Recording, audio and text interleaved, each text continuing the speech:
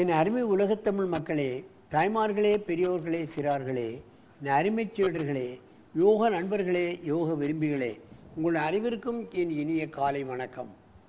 கலைஞர் தொலைக்காட்சி நிகழ்ச்சியில் நலமுடன் வாழ என்னும் பிரிவில் யோகாசனத்திற்கு அதிக முக்கியத்துவம் தரப்பட்டிருப்பதை நீங்கள் அறிவீர்கள். அதிகாலை வேளையில் முதல் நிகழ்ச்சியாக தரப்படுகிறது. அதைத்தான் கவனத்தில் கொள்ள வேண்டும். காலையிலே நாம் இந்த ஆசனங்களை ஒரு 5-10 நிமிடங்கள் செய்துவிட்டால் நோய் என்பதே வராது, மருந்து செலவு வராது, மனோதிடம், மனோ வைராக்கியம், ஞாபக சக்தி அதிகமாக இருக்கும் மாணவர்களுக்கு. ஆகவே தான் அதிகாலை வேளையில் இந்த நிகழ்ச்சி உங்களுக்கு தரப்படுகிறது. அந்த நிலையில் இன்றைய நமது அரங்கிற்கு சுபீக்ஷா 8 வயது, நிஷிதா 8 வயது. இவர்கள் விருத்தாச்சலத்திலிருந்து வந்திருக்கிறார்கள். ஜெயப்பிரியா வித்யாலயம் அங்கிருந்து வந்திருக்கிறார்கள். இந்த யோகாசன ஆசிரியர் தேவிகா அவர்களை, தேவி கலா அவர்கள் இந்த பிள்ளைகளை மிக அற்புதமாக பழக்கியிருக்கிறார்கள். போற்றத்தக்க விஷயம். அவர்கள் ஏகபாத ராஜ கபோடாசனத்தை செய்ய போகிறார்கள். என் அருமை மாணவிகளே, நீங்கள் பத்மாசனத்தை கலைத்துவிட்டு ஏகபாத ராஜ கபோடாசனத்தை செய்யுங்கள், பார்க்கலாம்.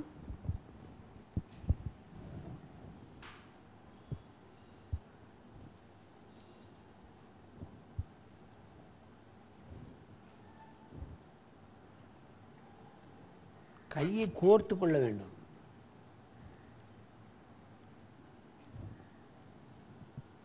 பாருங்கள், எத்தனை நெளிவுகள், எத்தனை சுழிவுகள். கால் முட்டு வளைக்கப்படுகிறது, பந்துக்குண்ண முட்டு வளைக்கப்படுகிறது. இங்கே உள்ள கை பந்துக்குண்ண முட்டு வளைக்கப்படுகிறது. உடல் ஃப்ளெக்சிபிள் ஆகிறதுக்கு ஜாயிண்ட்டுகள் தான் முக்கியம். ஜாயிண்ட் வளைய ஆரம்பித்தாலே நமக்கு எல்லாம் வளைய ஆரம்பிச்சிடும். ஃப்ளெக்சிபிலிட்டி லைஃப்பில் ரொம்ப முக்கியம்.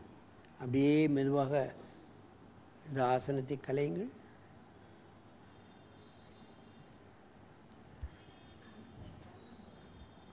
இப்பொழுது அடுத்த காலை செய்யுங்க. இடது கால். கையை கோர்க்கணும். அப்படி அப்புறம் கையை இப்படி கோர்க்கணும்.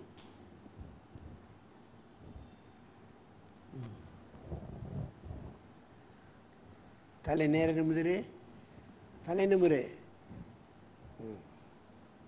ஏகபாத ராஜ கபோடாசனம். எத்தனை நெளிவு சுழிவுகள் பாருங்கள். முதுகெலும்பு திருகப்படுகிறது. பந்துக்கண்ண முட்டு, 2 கை பந்துக்கண்ண முட்டும் திருகப்படுகிறது. கால் பந்துக்கண்ண முட்டு திருகப்படுகிறது. இவைகளெல்லாம் முக்கிய ஜாயிண்ட்டுகள். அவைகளை நன்றாக குறைவாக வைத்தாலே பிளட் சர்க்குலேஷன் நமது உடலில் சீராக அமையும். மெதுவாக இந்த ஆசனத்தை கலையுங்கள். அப்படியே ஒருவருக்கொருவர் நேராக உட்கார்ந்து கொள்ளுங்கள். அப்படியே திரும்ப இங்கே நேராக. நல்ல நேராக உட்காரு. வலது கால் மடக்கி பண்ணுங்க.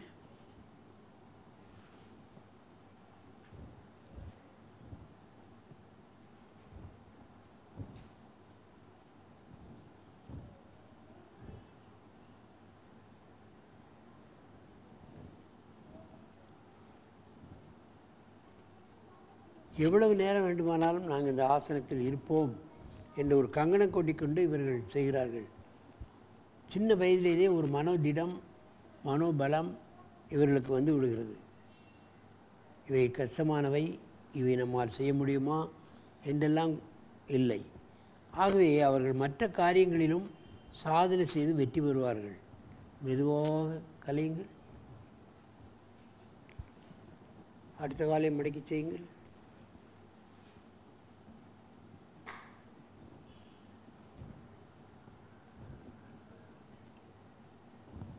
சில குழந்தைகளுக்கு இடது கால் வரும், வலது கால் வராது.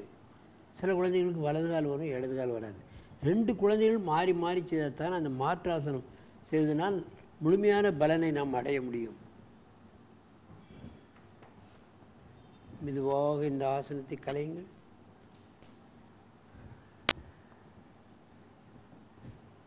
என்னை பார்க்க திரும்புங்க. நல்ல திரும்ப பண்ணு.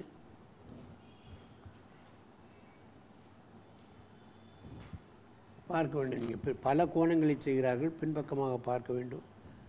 பல கோணங்களில் செய்வதனால் இந்த ஆசனத்தை எப்படி செய்வது என்பதை நாம் அழகாக புரிந்து கொள்ளலாம்.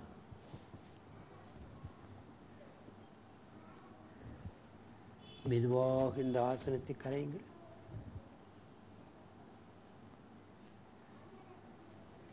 அடுத்த காலத்தை மாற்றி செய்யுங்கள். நேர நிமிரணும்.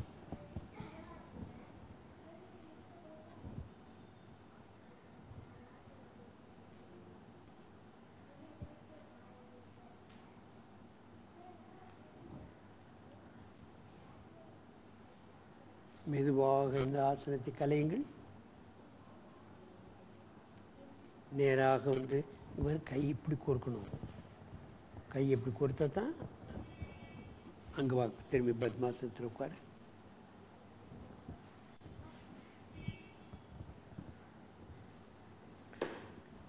என் அருமை பெரியவர்களே, தாய்மார்களே, அற்புதமான ஆசனங்களை, நெளிவு சுழிவுள்ள ஆசனங்களை, பல பாகங்களை சரி செய்யக்கூடிய ஆசனங்களை இந்த குழந்தைகள் வெகு லகுவாக செய்திருக்கிறது, சாதனை செய்திருக்கிறது என்று தான் சொல்ல வேண்டும். சாதனை செய்து தான் வாழ்க்கையிலே வெற்றி பெற முடியும். எத்தனையோ பேர்கள் சாதனை செய்து தான் அவர்கள் வாழ்க்கையிலே வெற்றி பெற்று கொண்டிருக்கிறார்கள். யோகாசனம் செய்தவர்களுக்கு சாதனை செய்வது என்பது மிகவும் லகுவான விஷயம். எந்த காரியத்திலும் வெற்றி பெற்று விடுவார்கள், வாழ்க்கையிலே ஒரு மேன்மை அடைந்து விடுவார்கள். ஆகவே இதுபோன்ற ஆசனங்களை மாணவர்களுக்கு சிறு வயது முதல் கற்றுக்கொண்டு வாழ்க்கையில் வெற்றி பெறுவதற்கான வழிமுறைகளை நாம் காண வேண்டும் என்று கேட்டு உங்களிடமிருந்து விடைபெறுவது ஆசனம் ஆண்டியப்பன். வணக்கம்.